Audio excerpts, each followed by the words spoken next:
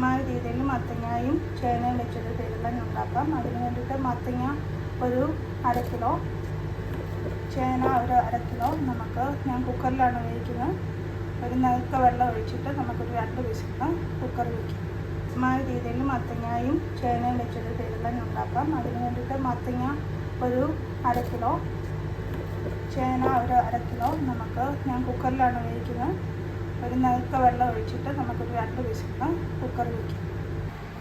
നമുക്ക് മത്തങ്ങയും പയറിന് എങ്ങനെയാണ് അരപ്പ് ചേർക്കുന്നത് നോക്കാം.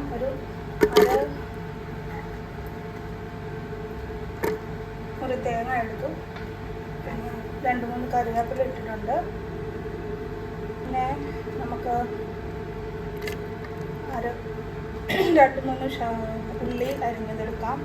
ഒരു 3 വെളുത്തുള്ളി, പിന്നെ ഒരു 3 കാന്താരി, പിന്നെ 1 ടീസ്പൂൺ ജീരകം. ഇത്രയും നമുക്ക് ചതച്ചെടുക്കാം. ഓക്കെ, അതിനകത്തേക്ക് നമുക്ക് 1 ടീസ്പൂൺ മഞ്ഞൾപ്പൊടിയും കൂടെ ചേർക്കാം. അത് ഓപ്ഷനിലാണ്. അപ്പോൾ നമുക്ക് ഒരു ഇച്ചിരി വെള്ളം ഒഴിച്ചിട്ട് ചതയാനുള്ള വെള്ളം മാത്രം ഒഴിച്ചാൽ മതി.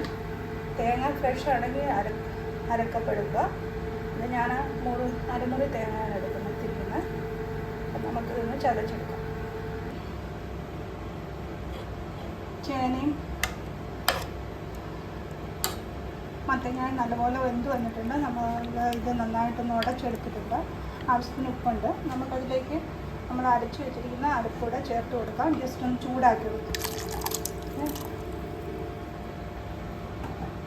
ജസ്റ്റ് ഒന്ന് മിക്സ് ചെയ്യാം. ഒരു 2 മിനിറ്റത്തിന് ഒന്ന് തിളപ്പിച്ച് ചൂടാക്കി മാത്രം എടുക്കാം.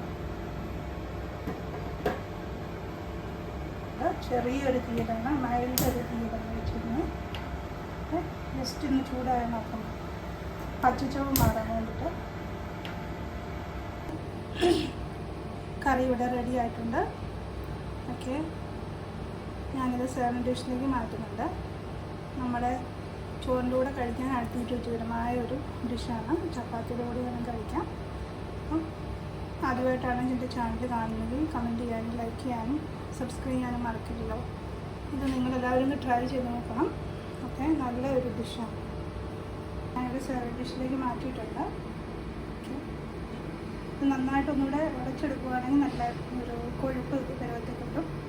ഇപ്പം ഞാൻ നന്നായിട്ട് ഉടച്ചിട്ടില്ല, ഒരു ചെറിയ ചാറോട് കൂടിയാണ്. Thank you.